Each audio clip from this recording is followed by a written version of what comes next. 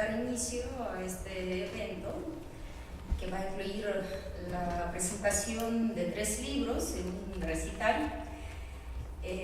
Bueno, es una circunstancia un poco extraña cuando uno tenga que moderar la mesa donde se presentan sus propios libros, pero así nos organizamos siempre de una manera muy extraña. Y bueno, para platicarles que estos libros son las publicaciones, el resultado de un proyecto que iniciamos en colaboración con Edgar Calderón. Es un proyecto de colaboración entre la UNAM y el Conservatorio de las Rosas, dedicado al estudio de fuentes poético-musicales virreinales, ¿no? Luego lo fuimos ampliando un poco a fuentes poético-musicales hispanoamericanas que van del siglo XVI al siglo XIX. Y bueno, estamos trabajando, llevamos ya 5 o 6 años trabajando, y tal vez la característica que nos distingue es que desde el principio empezamos a trabajar también con alumnos de 2 licenciaturas, una licenciatura en literatura de la UNAM y otra licenciatura en musicología del Conservatorio de las Rosas, así que somos muchos. Y la cuestión de la formación para nosotros es un momento muy importante. La formación, pero también la difusión, ¿no? Que invertimos mucho esfuerzo en este campo, aunque no se valore mucho, ¿no? En algunas instancias que no se evalúan, ¿no? Y bien, por eso la verdad es que nos da un orgullo especial que se haya formado, ¿no? un ensamble de músicos jóvenes que son egresados o estudiantes del Conservatorio de las Rosas y de la Facultad de Bellas Artes de la Universidad Michoacana de San Nicolás de Hidalgo, que se especializaron con el tiempo en la música novohispana y que son quienes nos van a dar el recital después de la presentación. Bueno, los libros que hoy presentamos son 3, como les decía. El primer libro es un libro colectivo, es el resultado de una reunión que realizamos en 2014 entre especialistas de distintas áreas que abarcaban el fenómeno de celebración y sonoridad en las catedrales novohispanas. Entonces, para iniciar con la presentación de este libro, le voy a dar la palabra a Antonio Ruiz Caballero, historiador, ¿no? Que nos va a platicar brevemente sobre este enfoque, ¿no? Dentro del libro.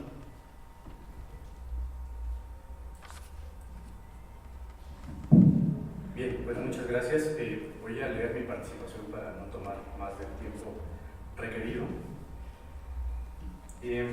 Bueno, es un gusto para mí haber sido invitado por la doctora Anastasia Krutitskaya a participar en la presentación de su libro, que lleva por título Villancicos que se cantaron en la Catedral de México, 1693-1729.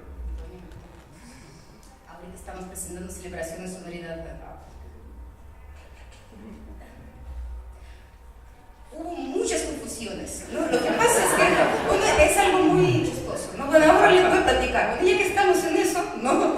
Resulta que cuando se organizó esa mesa, pues, somos tantos presentadores, porque pues, son 3 libros, ¿no? Y hoy en la mañana, ¿no? Uno de los presentadores me llama, ¿no? Y dice, pues es que leí el libro equivocado. Y está perfecto. Pues claro, bueno, uno es el libro de mi autoría, que es el libro sobre los villancicos, y los otros 2 son libros colectivos. Y entonces ahora empezamos la presentación y resulta que Antonio también leyó el libro equivocado. Pero Antonio podría hablar también sobre celebración de sonoridad porque estuvo en esa reunión, en ese congreso.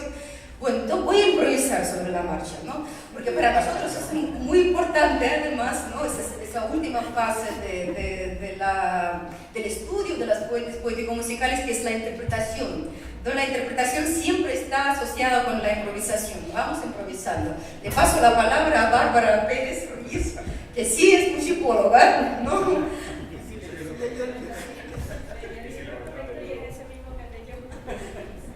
Y también leyó el libro que, bueno, poner. Bueno, este es un chiste. chiste ya. Es un chiste. Bueno, Edgar, tendrás que salir. ¿El ISTE? Perfecto. Entonces, inicia la doctora Bárbara Pérez hablando sobre nuestro producto colectivo, es el libro de celebración de sonoridad. Gracias. Ahora sí salimos del apuro. Ese es el costo negativo de ser tan productivo y presentar 3 libros a la vez. Eso es inédito. Cabe aclarar que en los correos decía, mandaba el libro correcto, ¿no? Junto con el archivo. Bueno, antes que nada, unas disculpas porque llegué con un poco de retraso. Quiero agradecer muchísimo a Anastasia por esta invitación y a Edgar, coordinadores de este libro que vamos a presentar hoy. Y bueno, yo también voy a leer para no extenderme y divagar un poco.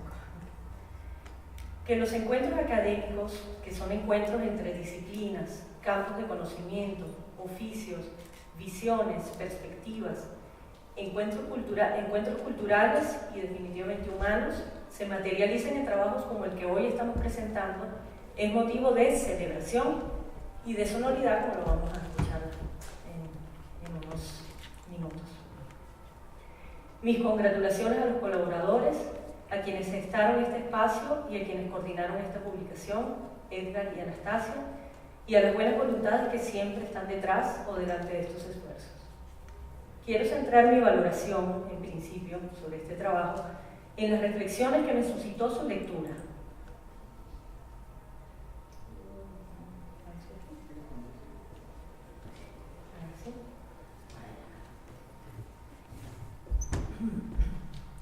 Considero coherente la dedicatoria del libro a la memoria de Robert Stevenson y sobre todo a la memoria de su labor investigativa y sus productos, que es lo que realmente trasciende la brevedad de la vida de una persona. El padre López Calo pone en perspectiva al inicio del libro los aportes musicológicos de Stevenson en una especie de contrapunto con los de Robert Snow, otro musicólogo muy destacado, no tan conocido como Stevenson, en el contexto de sus vidas y personalidades. Pero más allá de ese texto explícito sobre el personaje, es significativo encontrar que los aportes de Stevenson subyacen como antecedentes en la mayoría de los estudios contenidos en este libro.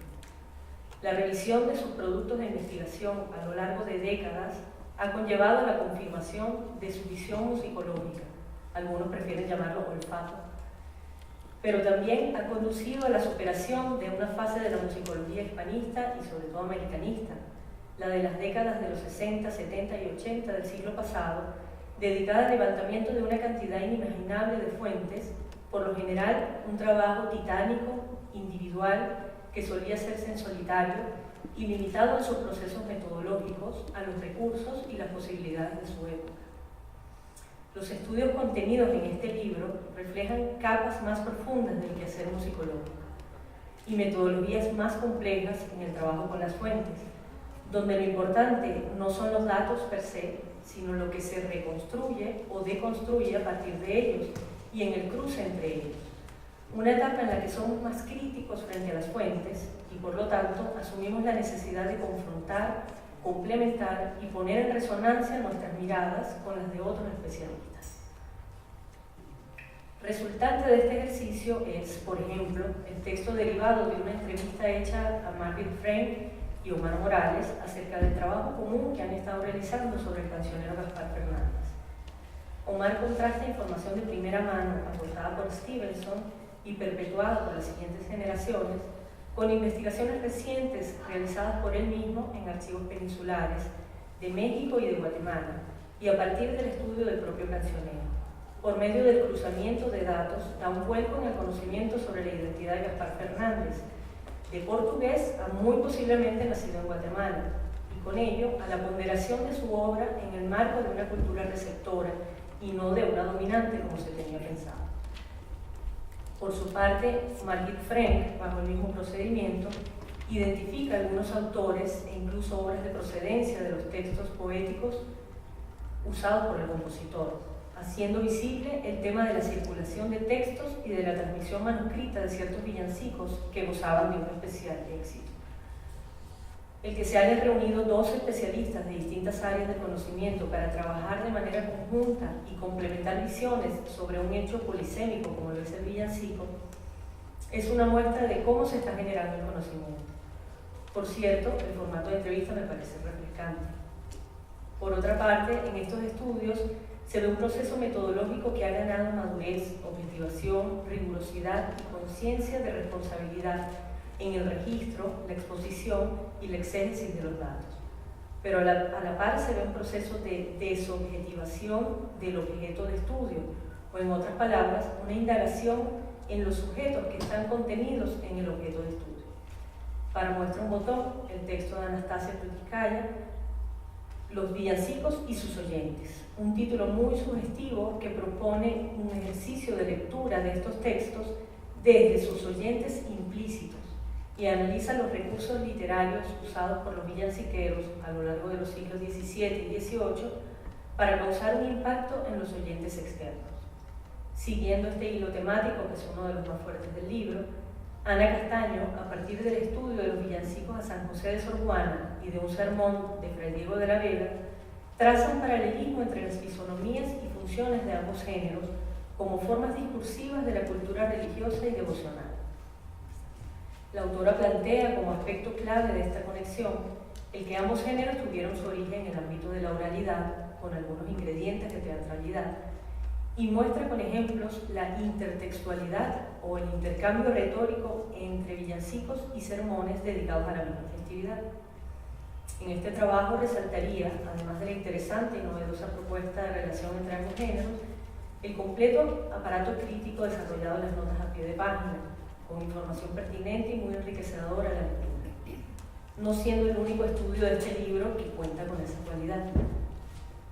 Otros tres trabajos se ocupan de estos géneros: el de Antonio Esquerro, quien se explaya en una perspectiva sobre el villancico religioso, incluyendo un recorrido por el desarrollo de su grafía musical, sus funciones dentro de la transmisión de doctrina católica y el intercambio de recursos expresivos, simbólicos y sintácticos con el lenguaje literario, un proceso paralelo que él llama de idiomatización de la música y de musicalización del lenguaje.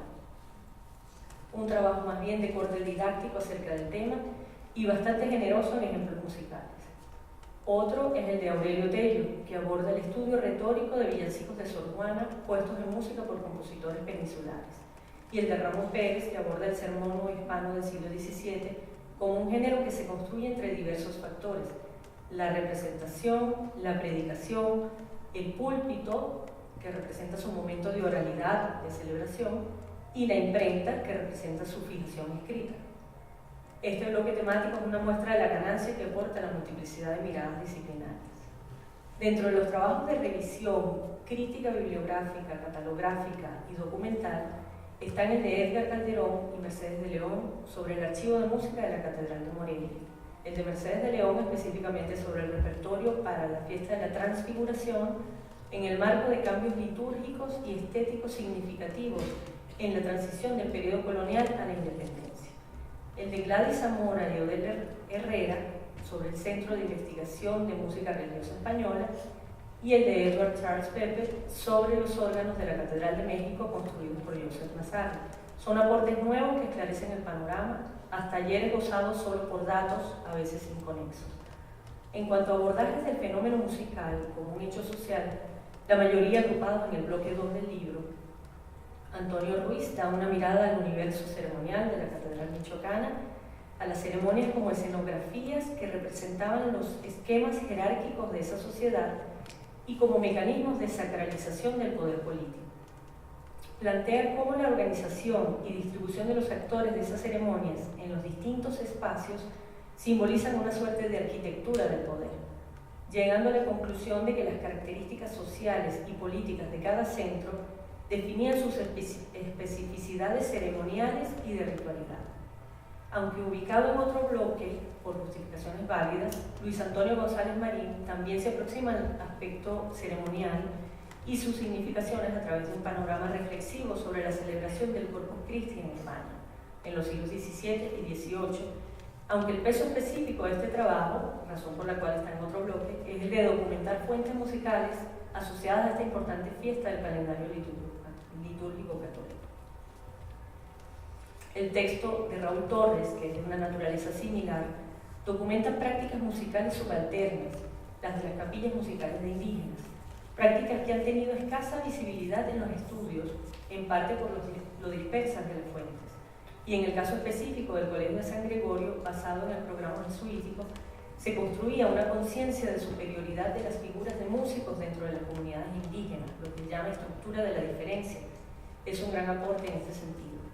En esta misma línea, Jorge Martínez Ayala presenta estudios de casos sobre la procedencia étnica de algunos músicos y plantea cómo la interacción entre músicos cultos y populares en el ámbito profano propició una constante creación de géneros musicales cultos y populares, los cuales llegaban como ecos a la música sacra.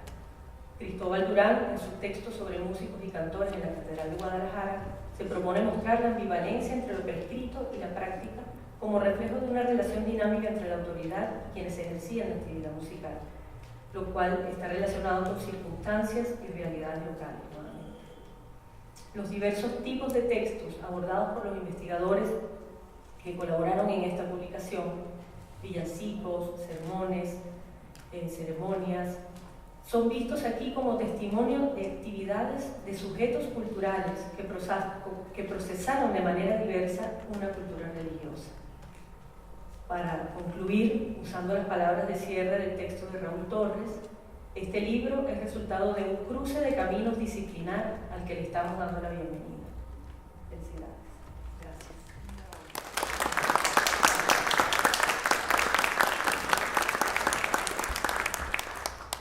Muchas gracias, Bárbara.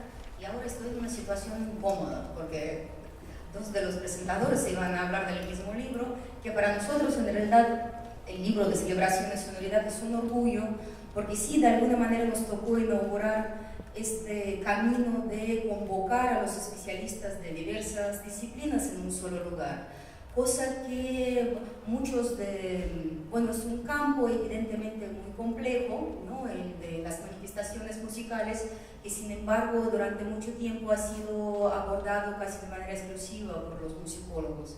Entonces nosotros, los filólogos, los historiadores, los sociólogos, somos una especie de intrusos, ¿no? Que pues estamos de alguna manera también abriendo nuestro camino, y se agradece, ¿no? la colaboración, ¿no? Y la participación ya de musicólogos con trayectoria que han acogido nuestros esfuerzos con bastante benevolencia.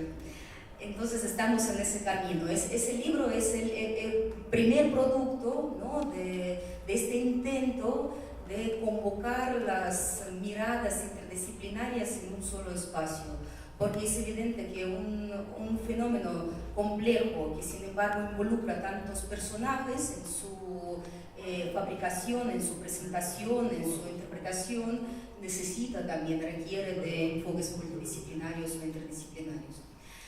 Y bueno, cuando surgió la idea, este libro de villancicos en realidad fue mi tesis de doctorado, que después tuve que rearmar de manera considerable, ganó un premio con el tiempo y finalmente salió como libro. Y cuando empezaba ese camino, ¿no? del estudio de los villancicos, no tenía ni idea de lo que estaba haciendo, pero estaba justamente Bárbara a mi lado, porque estaba trabajando en ese momento en la catalogación del archivo de música de la Catedral Metropolitana de México, y pues quiero prestar mi agradecimiento con su ayuda, porque en algunos casos fue realmente invaluable para la construcción de algunos textos. Ese libro contiene un estudio, ¿no? Y contiene un corpus de poesías, poesías editadas, ¿no? Solamente poesías, no la música, y pues voy a dejar ahora la palabra a Tadeusz Stein para que empiece a platicarles, pues no tendré demasiada atención, mucho más de lo que pensaba, pero así se dieron las cosas. Buenas tardes. Bueno, en principio agradezco a Anastasia la invitación.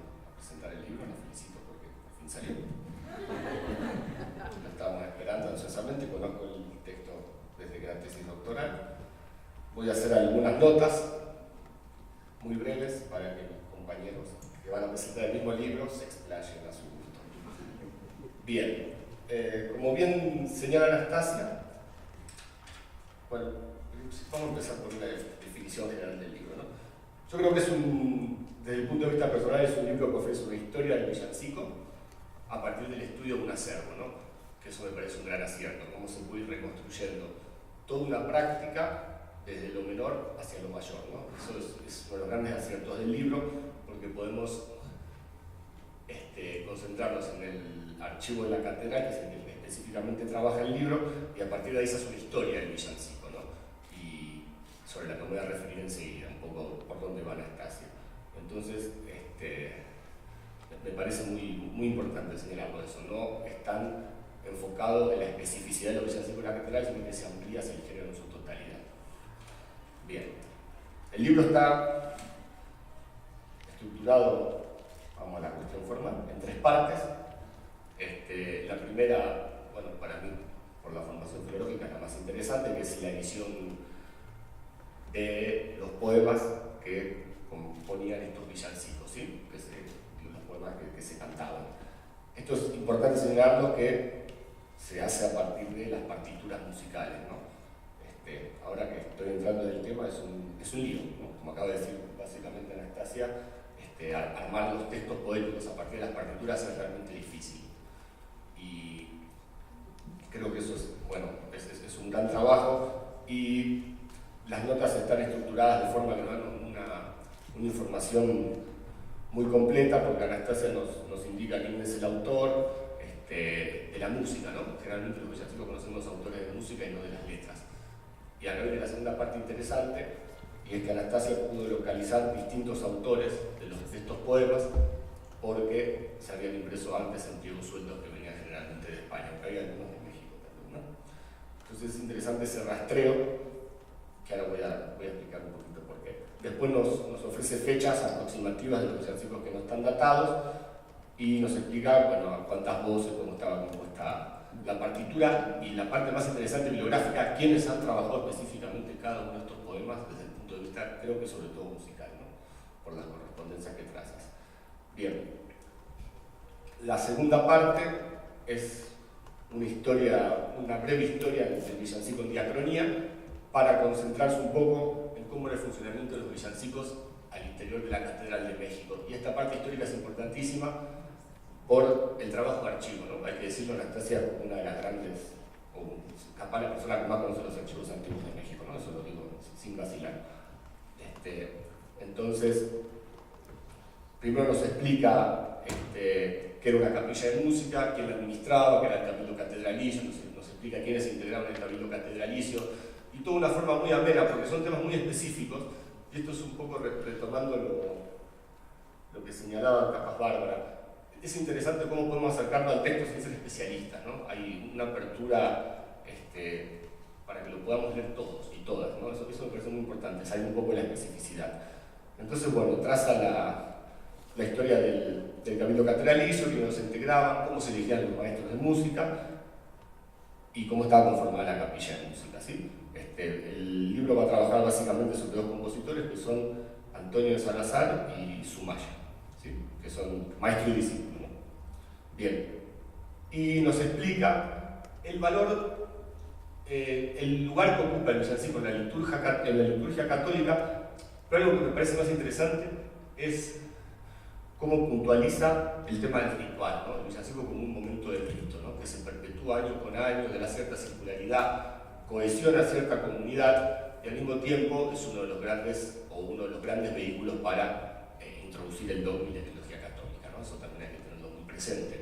Y acá volvemos al tema del sermón y el villancico, ¿no? Anastasia en un momento dice sermones en verso o sermones cantados, ese es el momento del libro, ¿no? Entonces, cómo también están en función de una ideología, ¿no? Más allá de la belleza que puede tener poéticamente o musical, hay una ideología y un dogma que se transmite dentro del contexto de la fiesta barroca, porque el villancico es música, es poesía, y al mismo tiempo parece que hay ciertos elementos de la representación teatral, ¿no? Entonces deben ser espectáculos magníficos para verlos, y sobre todo para transmitir ideología, ¿no? Porque entraba mucho a partir de la fiesta, esos momentos rituales, ¿no? Cómo se va repitiendo. Otro punto que toca, que me parece súper interesante, que nos liga al tema de la edición, es el reciclado, ¿no? Parece que no, los maestros tenían que componer villancicos en periodos de tiempo muy breves, ¿no? Entonces a veces tenían la música y no tenían los textos poéticos. Entonces lo que hacían muchas veces era tomar textos que ya estaban impresos y ponerles una nueva música, o tomar distintas partes de distintos textos y conformar una nueva música. Esto le da, por un lado, una movilidad al villancico, una difusión, y también nos habla de algo que me parece importantísimo para entender un poco la cultura neohispana, que es la relación centro-periferia, ¿no? La relación entre España y México, en este caso entre la Catedral de Sevilla y la Catedral de México, que es un tema súper interesante para seguir indagando, sobre todo para repensar, por ejemplo, cómo es la influencia de la poesía sevillana en Nueva España, ¿no? Por lo que va en los villancicos, hay mucha tela para seguir recorriendo ahí. Y después es interesante porque el reciclado se da de la música a la poesía, y también se da entre los propios villancicos, ¿no? Hay una parte que me pareció genial, que es como Anastasia va identificando los tópicos y motivos de las festividades, ¿no? Básicamente el corpus de la catedral está compuesto por villancicos al nacimiento de Cristo, al ciclo cristológico, al ciclo mariano de la Virgen María, al Santoral, bueno, y a la Virgen de Guadalupe, ¿no? Que entra dentro del ciclo mariano en sentido amplio. Y es interesante cómo Anastasia va viendo cómo también los motivos migran de villancico a villancico, ¿no? Entonces, un villancico a San Pedro Nolasco en verdad parece que está retomando un villancico al nacimiento de Cristo, o cosas así, que si no se menciona específicamente pueden servir para distintas festividades, ¿no? Y como, por ejemplo, los tópicos del ciclo mariano pueden traspasarse a la Guadalupe. Y acá es interesante, o a Santa Rosa de Lima, ¿no? Y acá es interesante porque si bien Guadalupe integra el ciclo mariano, Anastasia también se encarga de señalar cómo, en la medida que una festividad propia, criolla, de México, tuvo que desarrollar sus propios motivos, ¿no? Y eso me parece súper interesante cómo lo va rastreando y poniendo en relación con la historia de las apariciones de la Virgen a Juan Diego, ¿no? A partir de los textos impresos que circulan. Entonces, tenemos una migración de texto y una migración de motivos, ¿no? Es como un género que va absorbiendo, como una esponja, ¿no? Absorbiendo distintas cuestiones ahí en los textos poéticos de los villancicos. Y sobre todo, esta migración de Sevilla a México creo que nos pone en atención sobre algo muy importante, que es la importancia que tiene la cultura impresa, ¿no? Es algo que se estudia mucho, y bueno, acá Anastasia aporta más elementos para seguir repensando ese tema. Y por último, el tercer apartado del libro me parece interesantísimo también, que es los recursos literarios, ¿no? Cómo se articulan literariamente estos textos a nivel poético, ¿no? Y hay una cita que la voy a citar porque me pareció fantástica, como un resumen, ¿no? ¿Qué cita de cita? Es un villancico casi, bueno. Accidentes del verso llamó Tomás Navarro Tomás al capítulo dedicado a los fenómenos de metría y polimetría, ¿no? Metros irregulares o muchos metros. Con todo derecho se podría llamar a los villancicos religiosos de la misma manera.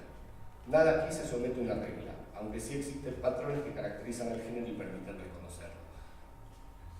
Esto es súper interesante porque cuando nos enfrentamos métricamente a los villancicos, tenemos como esta obsesión de que no nos dan los conteos largos, ¿no? Nos da de saber muy bien.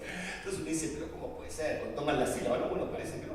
Que evidentemente había una metría, que no había regularidad métrica, y se usaban distintos metros que entiendo suplantaban la música, la sílaba, no sé cómo decir esa parte, y Bárbara es la que nos puede orientar en ese rumbo, ¿sí?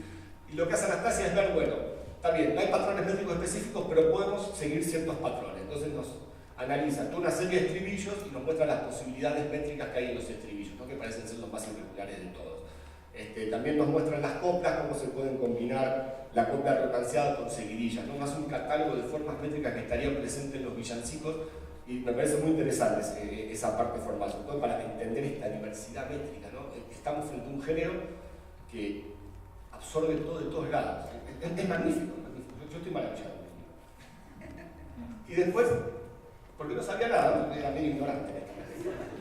Bueno, y después otra mixtura más, que ella analiza muy bien, que es la presencia de refranes y frases populares en los villancicos, sobre todo, bueno, más avanzando hacia el siglo XVIII parece que van desapareciendo.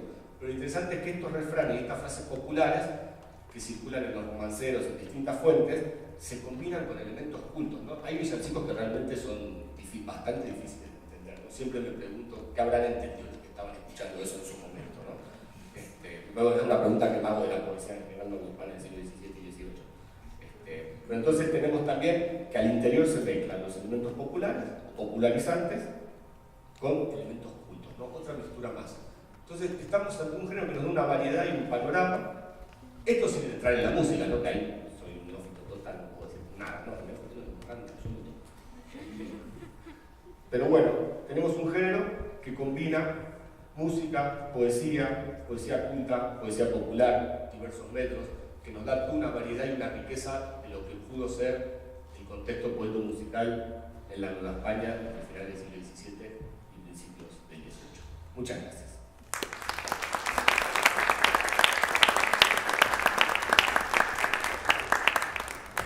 Agradezco mucho a Tadeo sus palabras y paso la palabra al doctor César Manrique, que también es historiador, pero vamos con un orden.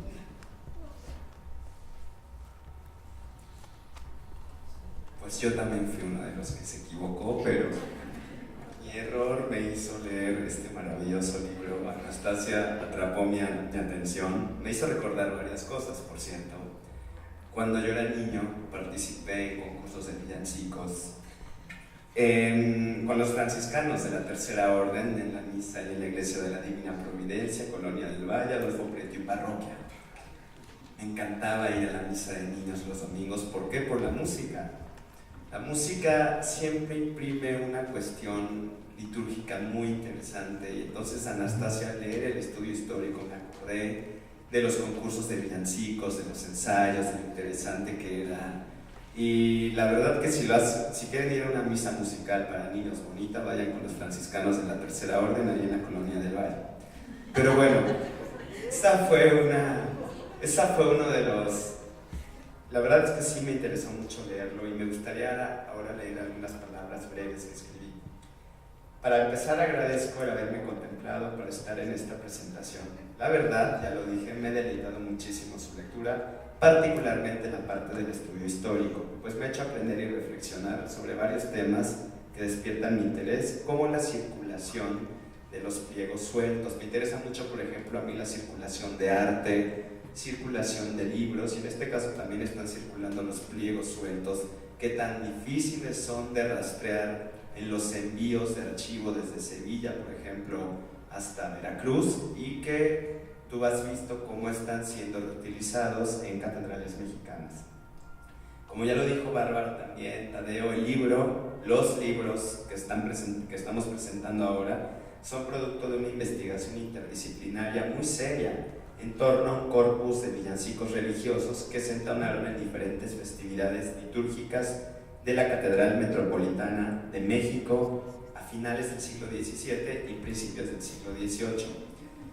Entre las cosas que me sorprendieron también, todas las bibliotecas y archivos que vas mencionando, Anastasia, no solamente los de catedrales, pero que también de pueblos parroquiales, por ejemplo, San Bartolo Yautepec, en la Sierra Sur de Oaxaca, o el archivo de San Pedro Guamelula, también en el Istmo de Tehuantepec, que conservan en sus archivos parroquiales pliegos sueltos o partituras de villancicos, por lo que esto es un campo que tiene mucha riqueza al meternos no solamente en bibliotecas nacionales, la de España, la de México, sino también en pequeños archivos parroquiales, que son los más interesantes porque siempre tienen joyas inexploradas y que han sido muchas veces ignorados porque no estaban catalogados.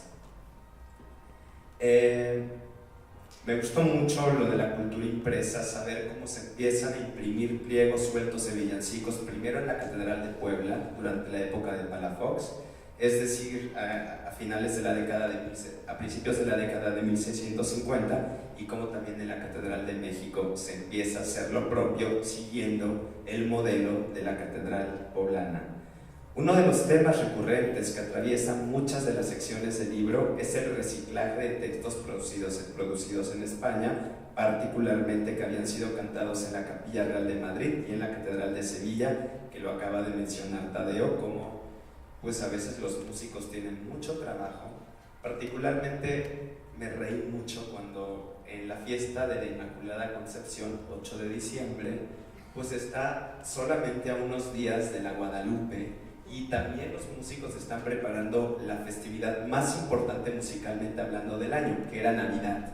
Entonces pues llega Inmaculada Concepción, 8 de diciembre, y básicamente los músicos lo que tienen que hacer, porque están muy ocupados preparando los villancicos para Guadalupe y para Navidad, que lo que hay que hacer es retomar otras composiciones que ya habían estado circulando, medio reelaborarlas o adaptarlas a la festividad de la Inmaculada Concepción. Así que esa es una de las cosas que también tiene el libro de Anastasia. Atrapa con estos pequeños detalles históricos que los vivifican mucho. Me imaginé al maestro de capilla diciendo: no puedo escribir villancicos para el 8 de diciembre porque estamos preparando Navidad y estamos preparando 12 de diciembre la Virgen de Guadalupe. Así que este tipo de detalles que solamente dan la información de archivo, que son muy ricos, aparecen en toda la revisión del estudio histórico que ha hecho Anastasia. No podríamos entender además las celebraciones litúrgicas sin comprender cómo se estructuraba la liturgia, cómo se estructuraban las horas canónicas. Así Anastasia nos explica no solamente sobre qué es un cabildo catedral, sino cuáles son las horas canónicas que las dignidades del cabildo tenían que cantar: maitines, hora, prima, tercia, sexta, nona, vísperas y completas.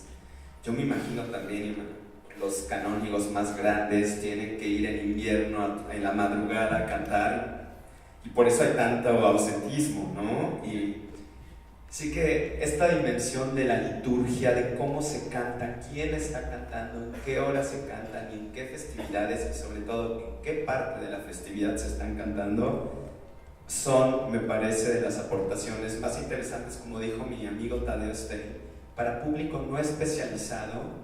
Y entonces empiezas a enterarte de toda la liturgia, el oficio divino y cómo funciona la liturgia al interior de las catedrales.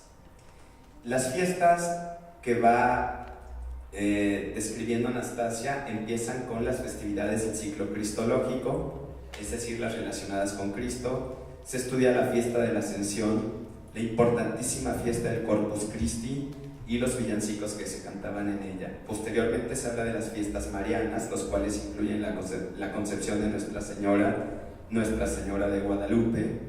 Y bueno, como dijo Tadeo, Nuestra Señora de Guadalupe es bastante original, porque al ser una fiesta novohispana no puede depender de villancicos que están llegando de Sevilla o de Madrid, sino que tienen que elaborar sus propios villancicos originales en torno a las apariciones a Juan Diego, en torno al manto de la Virgen, en torno a las estrellas, cuestiones de la imagen, etcétera, o cuestiones del santuario.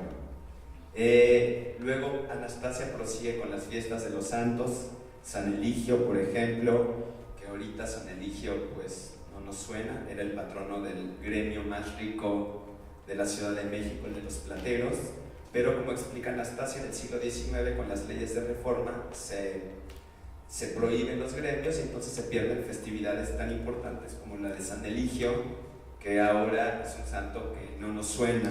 También se habla de otros santos, por ejemplo, San Pedro Nolasco, fundador de la Orden de la Merced, y termina el recuento de Anastasia con la primera santa de América, Santa Rosa de Lima. Como puede verse, este libro valora y rescata el villancico religioso como género, insertándolo en el contexto cultural e histórico en el que fue ejecutado, brindando un amplio estudio sobre las fiestas, la liturgia, el contexto musical, catedralicio, el contexto literario en el que estos villancicos se cantaban, insertándose en un imaginario colectivo en el que la gente reconocía elementos de la vida de los santos, en el que había enseñanzas y en el que había también un aspecto lúdico y de entretenimiento. Me gustaría cerrar mi participación con una cita de Anastasia que me pareció genial, como dice Tadeo, y que a la letra dice: El que llegaba a escuchar villancicos a un espacio eclesiástico esperaba satisfacer sus expectativas no solo musicales, sino también ficticias y novelescas. Porque claro, el villancico son textos que están entreteniendo, están deleitando, estaban contando historias, a veces bastante crípticas, pero me imagino que era una atracción y era un plus. Por eso hablé al principio que me hizo recordar lo de los villancicos de la infancia, porque más allá de la liturgia era fantástico toparte en la iglesia con el aspecto musical, el aspecto lúdico, el aspecto del deleite que queda todavía en la memoria colectiva, y que la iglesia ha sabido aprovecharse muy bien de la herramienta del entretenimiento con la música justamente para llegar a los fieles. Muchas gracias.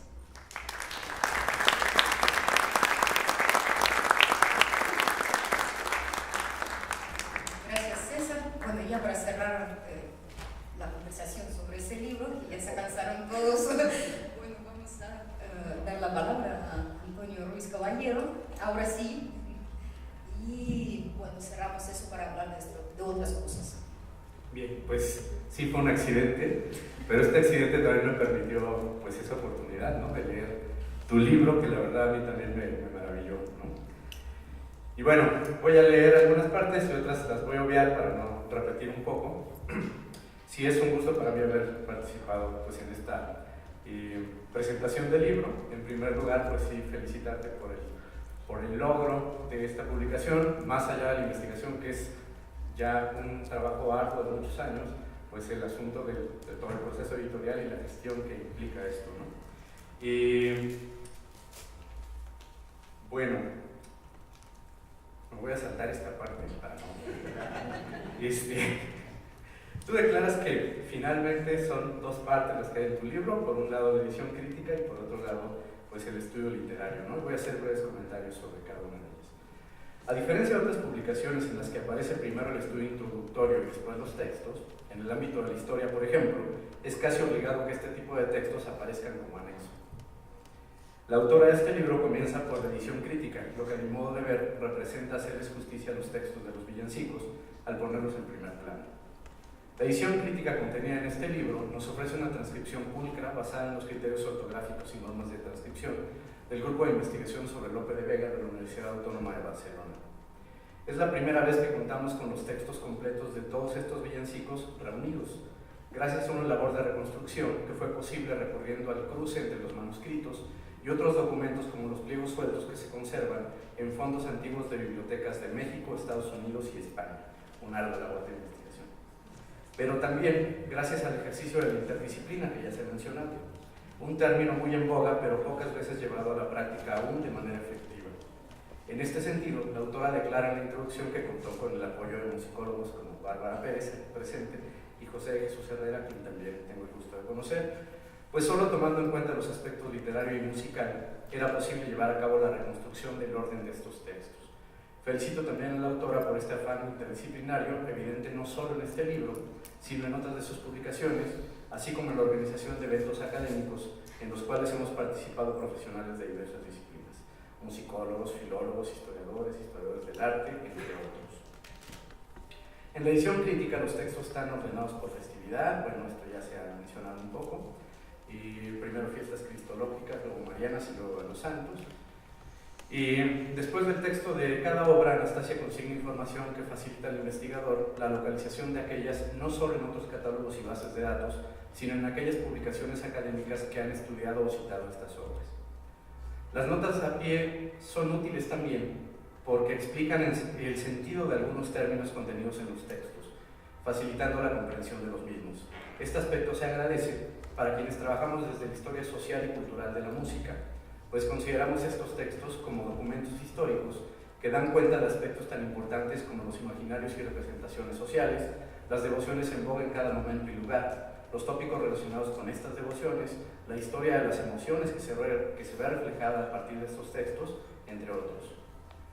Se incluyen también otros datos necesarios como las dotaciones, el nombre del autor de los textos, como se puede identificar, el nombre del compositor que los puso en música, entre otros aspectos que hacen a este libro de interés para un abanico grande de profesionales de los estudios de las artes, de las humanidades y de las ciencias sociales.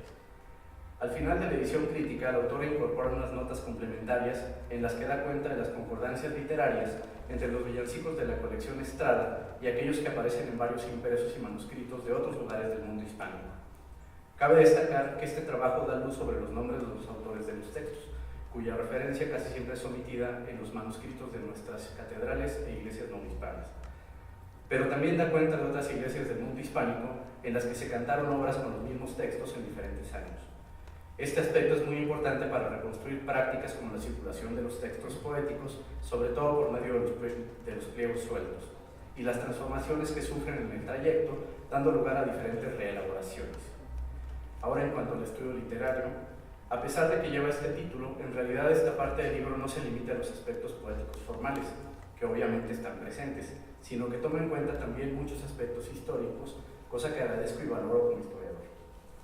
Acorde con tendencias recientes en la historia y en los estudios culturales, no aborda el estudio de los villancicos solo desde el ámbito local, en este caso de la Catedral de México, sino que lo sitúa en un marco más amplio, el mundo hispánico y la tradición cancioneril que en esta vasta y diversa región cultural se desarrolló. La autora hace un recuento histórico muy completo sobre el término villancico, sobre su uso y función en las catedrales novohispanas y sobre las transformaciones que sufrió esta forma poética musical a través del tiempo. Muestra, entre otras cosas, que ciertos acontecimientos o procesos históricos influyeron sobre el villancico. Tal es el caso del relevo dinástico que llevó a los Borbones al poder y con ello la penetración más directa de la influencia italiana y del carácter teatral, aspectos que modificaron la estructura de esta forma poética musical. Otras prácticas que la autora documenta para entender al villancico como fenómeno complejo son la del reciclaje de textos viejos, que ya se comentó, o el intercambio de músicos y música entre catedrales del mundo hispánico.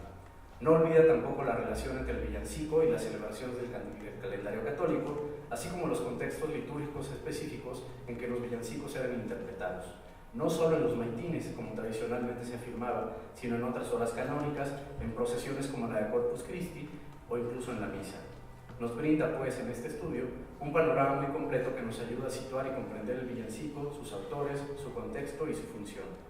En suma, este libro problematiza el villancico y muestra que es un fenómeno complejo y que por lo tanto no es posible comprenderlo cabalmente si no se recurre a una metodología que combine elementos de diversas disciplinas, principalmente los estudios literarios, pero también la musicología y la historia cultural, que a mi modo de ver constituyen el triángulo dentro del cual se inscribe esta investigación. Como la misma autora escribe en la introducción, este libro muestra que los villancicos son la manifestación de todo el mundo cultural y de sus tradiciones que conjugan la música, la poesía y la representación. No queda más que felicitar a la doctora Anastasia Krutitskaya nuevamente y sumarme a la celebración por el nacimiento de este libro, recurriendo yo también a la práctica del reciclaje de textos antiguos que aquí se documenta. Retomo dos líneas del villancico a San Pedro de 1718 con música de Manuel de Sumaya, que se consigna en la edición crítica con el número 81. Montes, valles, frutos, flores y todos nosotros. Aplaudan, celebren, publiquen, festejen. Muchas gracias.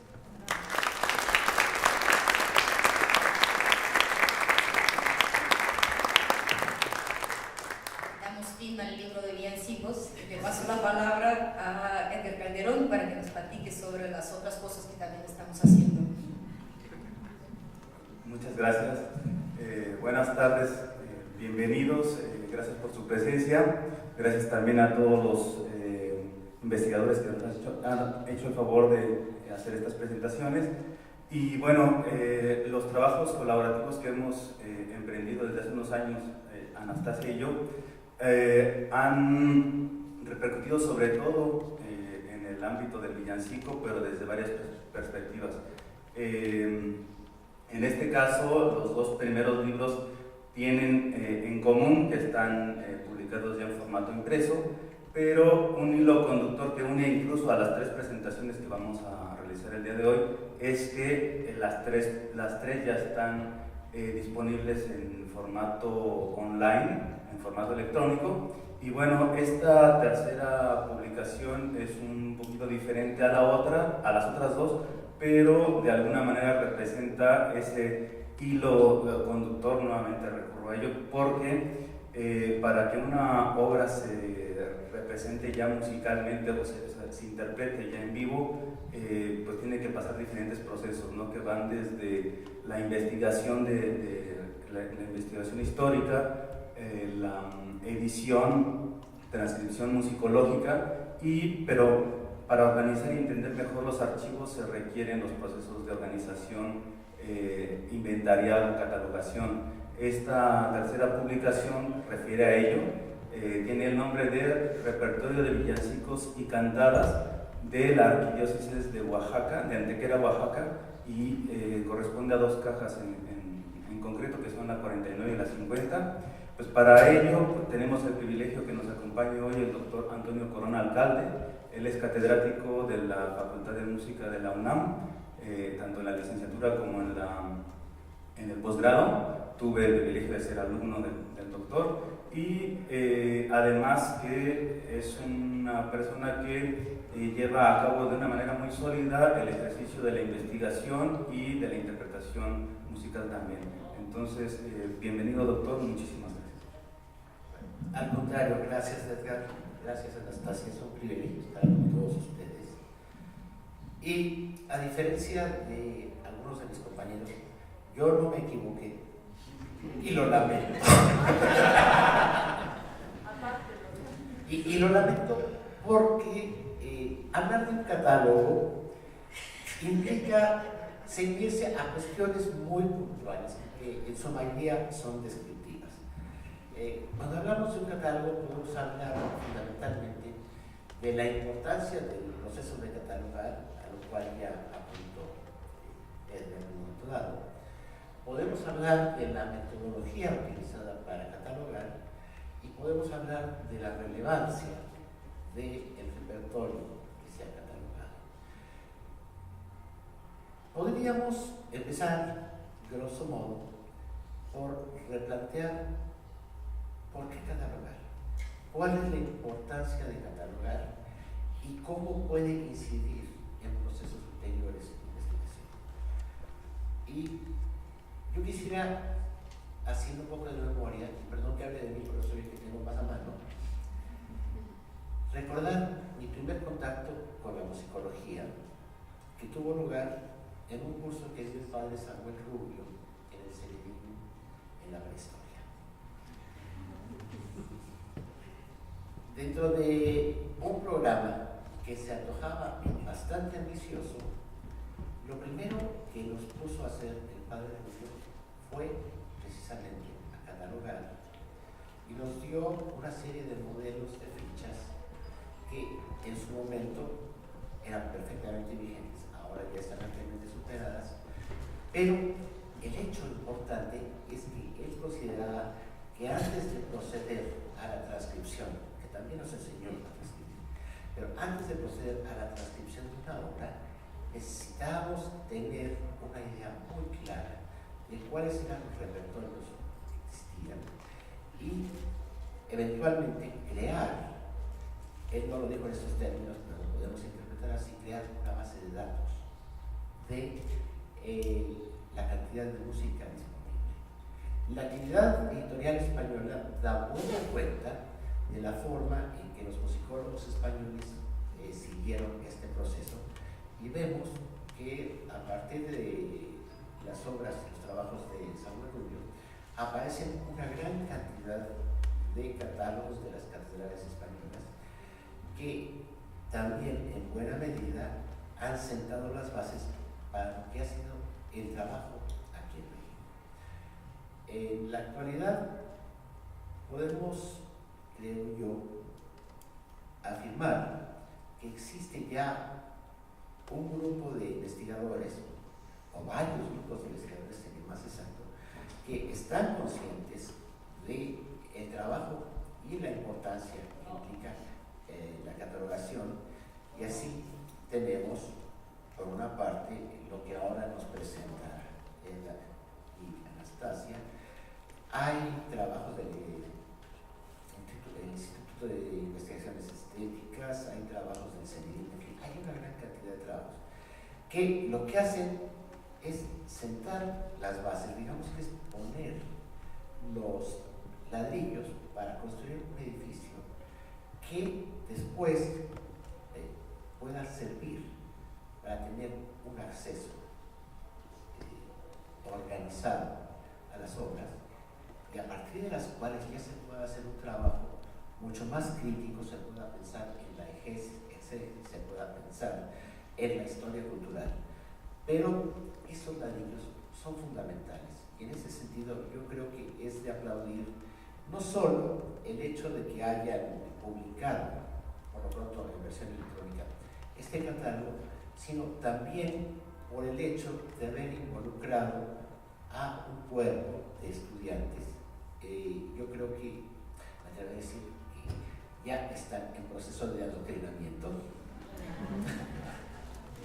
Pero es un adoctrinamiento que es fundamental.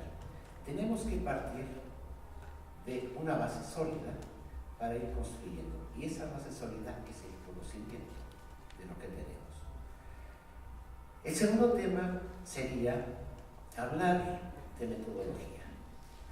Y en ese sentido, a mí me parece encomiable la forma en que, a diferencia de otros catálogos, se ha adoptado una política específica de respetar, de adaptar y respetar los criterios de RISM. RISM son las siglas de una organización internacional, el Repertorio Internacional de Sons Musical, Repertorio Internacional de Fuentes Musicales. El adaptarse y al entrar en esta línea nos está ubicando también dentro de una corriente internacional. Ya de alguna forma se está abandonando la visión insular que tenían algunos investigadores muy respetables, pero desgraciadamente todavía encerrados en esta visión de que ellos tenían una idea de lo que debería ser y cómo debería hacerse, resultando en un panorama en el cual teníamos catálogos que eran bastante dispares en los criterios que se utilizaban para catalogar, en el tipo de registros que se usaban, o incluso los criterios para describir lo que tenían los registros que pudieran parecer comunes. Mediante la adopción del sistema RISM, este catálogo va a permitir, ya pensando en otros términos y aprovechando que está en línea, va a permitir a los investigadores de otros países tener un acceso claro y preciso a cuál es el contenido de las dos cajas que está catalogando. Y yo creo que lo que tenemos que buscar es eso. En esta época de globalización tenemos que permitir que el mundo tenga acceso a nuestros acervos y tenemos que aprovechar las oportunidades que nos da el mundo de acceder a los acervos de otros países, cosa que también ya se está haciendo, merced, por ejemplo, a los trabajos de RISM que ha realizado uno de los contribuyentes a uno de los libros, el doctor Antonio Izquierdo, que es presidente de RISM en España. Finalmente, el tercer aspecto, que resulta, yo creo que ya un tanto un lugar común, hablar de la importancia que tienen compositores como Antonio de Salazar o Manuel de Sumaya, que son quienes conforman el núcleo fundamental de las obras que se están inventariando aquí. No quisiera entrar en gran detalle, simplemente me limitaría a señalar que ambos fueron maestros de capilla en la Catedral de México, Sumaya posteriormente en Oaxaca, y en mi opinión son dos de las lumbreras de la composición musical religiosa en nuestro país. Bueno, en ese país que no era todavía el nuestro, seamos precisos. Entonces, si hacemos un balance de lo que es esta publicación, vamos a ver que responde a una finalidad fundamental dentro de lo que es el trabajo psicológico, realizado con una visión global que no deja de ser novedosa. Hay todavía ciertas inercias que tenemos que ir dejando en el camino, y por otra parte pone al alcance del mundo la obra de dos de nuestros mejores compositores.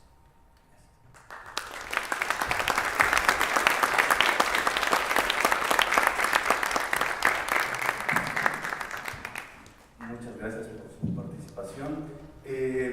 manera de, digamos como para conclusión, para finalizar esta parte de lo que corresponde a las presentaciones, solamente quisiera hacer comentario a algunos de los puntos que desde mi perspectiva son relevantes en consideración de las tres publicaciones, que finalmente están unidas de una manera tal vez más profunda de lo que aparentemente a primera vista pudiera surgir. Y esto es porque en el primer ejemplar que se publica es una colección de ensayos desde diferentes perspectivas, pero con un punto en común, que es la celebración y la sonoridad en todo, digamos, en todo el horizonte hispanoamericano, o novohispano en este caso. En el segundo, el estudio de un género muy interesante, polifacético, con muchísimas aristas y que creo que, aunque finalmente fue un accidente el número de presentadores que tuvo, creo que le hace completa justicia a la calidad del trabajo. Y en el caso de la tercera presentación, que es un catálogo, también está vinculado precisamente a este género, que son los villancicos y las cantatas, pero en este sentido casi de lo que se ha hablado en todas las intervenciones es de la importancia del trabajo interdisciplinario. En este sentido, pues sí quisiera destacar que tengo también la fortuna de conocer el libro de Anastasia, obviamente el de Celebración y Sonoridad también, porque fuimos coordinadores ambos, y también partícipes en el trabajo de catalogación de este repertorio de villancicos y cantatas, que en la investigación es un proceso que no termina, es un ciclo infinito. Conocí la tesis de Anastasia en una primera lectura hace varios años, y en comparación con el libro hay un trabajo enorme de actualización de fuentes, actualización de criterios, de normalización de los villancicos, de los textos, de los poemas. O sea, no es simplemente que haya pasado de un formato de tesis a un formato de libro, sino que en el camino Anastasia recorrió no sé cuántos archivos, y todo eso está actualizado entonces el libro, desde mi perspectiva, supera con mucho el estado en el que se le ha quedado su tesis doctoral.